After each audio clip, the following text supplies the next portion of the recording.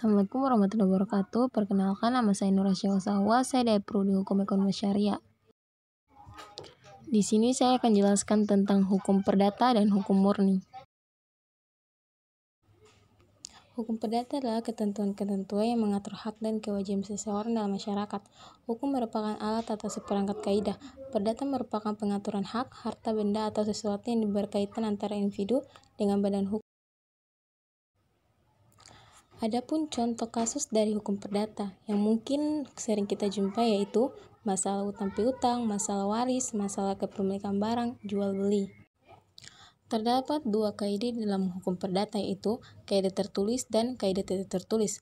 Kaidah tertulis adalah kaidah hukum perdata yang terdapat di dalam peraturan perundang-undangan, traktat, dan jurisprudensi. Kaidah tidak tertulis adalah kaidah hukum perdata yang timbul, tumbuh, dan berkembang dalam praktik kehidupan masyarakat. Kebiasaan hukum perdata dibedakan menjadi dua, yaitu hukum perdata material dan hukum perdata formal. Hukum perdata material mengatur kepentingan perdata setiap subjek hukum, sementara hukum perdata formal berfungsi menerapkan hukum perdata material apabila ada yang melanggarnya. Pembagian hukum perdata dalam buku Hukum Perdata Indonesia oleh PNH Simajutak 2015 ada 4 bagian hukum perdata menurut ilmu pengetahuan hukum. Hukum perorangan adalah hukum yang membuat peraturan-peraturan tentang manusia sebagai subjek dalam hukum peraturan-peraturan mengenai perihal kecakapan seseorang di dalam. Hukum keluarga adalah hukum yang mengatur hubungan-hubungan yang timbul karena hubungan keluargaan, seperti perkawinan, hubungan antara orang tua dan anak, perwakilan, dan pengampunan. Hukum harta kekayaan adalah hukum yang mengatur tentang hubungan-hubungan hukum yang dapat dinilai dengan uang. Hukum harta kekayaan meliputi dua jenis hak. A. Hak mutlak berlaku terhadap setiap orang, baik hak-hak atas benda maupun hak-hak atas barang tidak berwujud, seperti hak milik, hak usaha, hak cipta, dan hak paten. B. Hak relatif hak-hak yang timbul karena suatu peristiwa hukum di mana pihak yang satu terkait dengan pihak lain, seperti perjanjian jual beli dan perjanjian kerja. Hukum waris adalah hukum yang mengatur tentang tata cara beralihnya harta kekayaan dari seorang yang telah meninggal kepada orang yang masih hidup atau para ahli warisnya. Teori hukum murni yang dikeluarkan oleh Hans Kelsen. Teori hukum murni dari Kelsen telah munculnya suatu teori pemikiran tentang moral yang disebut The Golden di bidang hukum secara merupakan kritik terhadap teori hukum kuadrat, hukum mazhab tradisional di bidang analisis hukum dan analisis jurisprudensi dari teori dan mazhab juga bisa berpendapat dengan pemikiran realisme hukum Amerika Serikat. Sebagai kritik terhadap teori hukum kuadrat, teori hukum murni melepaskan hukum dari Ehrlich-anisme yang menganggap alam sebagai legislator dan melepaskan hukum dari karakter ideologis menyangkut konsep keadilan atau value judgment. Teori hukum murni hanya mengakui hukum formal sebagai objek kajian kognitif ilmu hukum, sedangkan hukum material tidak dicangkupkan dalam bidang objek kajian ilmu hukum, karena hukum material berisikan janji keadilan yang berada di bidang logis yang pada tataran praktis dilaksanakan di bidang politik.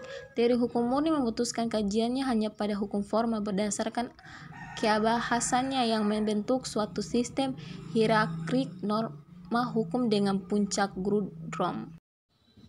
Oleh karena kajiannya hanya menyangkut hukum formal berdasarkan kebasahan, maka teori hukum murni hanya melihat hukum dari aspek yudisi formal semata. Artinya teori tersebut mengabaikan hukum material yang di dalamnya terdapat cita hukum dalam konsep keadilan. Yudisi formal teori hukum murni sangat potensial menimbulkan permasalahan kekuasaan berlebih bagi organ pembuat atau pelaksana hukum. Dan salah satu alternatif penyelesaian masalah tersebut adalah perlunya pedoman dan atau pembatasan lebih rinci dalam menerapkan norma hukum atau pembuatan norma hukum casuality. Karena hukum dipisahkan dari moral, maka hukum sangat potensial mengesampingkan atau melanggar kemanusiaan. Dan agar hukum tidak melanggar kemanusiaan, hukum harus mengambil pertimbangan dari aspek moral walaupun mengandung kelemahan. Rutherford dalam teori hukum murni juga membawa manfaat bagi bidang sistem tata hukum. Teori hukum murni juga merupakan suatu teori negara hukum dalam suatu versi tersendiri yang berupaya mencegah kekuasaan totaliter pada satu sisi dan mencegah anarkisme murni pada sisi lain.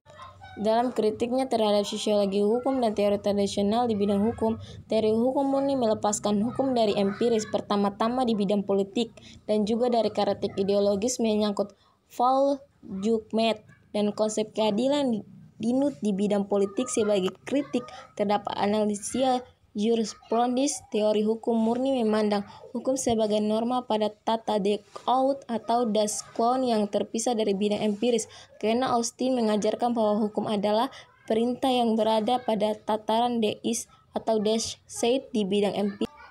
Dengan demikian, teori hukum murni membebaskan hukum dari anasir-anasir non-hukum seperti misalnya psikologi, sosiologi, etika, filsafat moral, dan politik.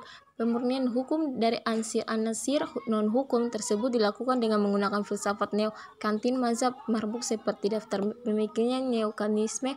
Mazhab Marbuk memisahkan secara tajam antara Deout dan the soul dengan Deis, the sin, dan antara bentuk form dengan materi matter.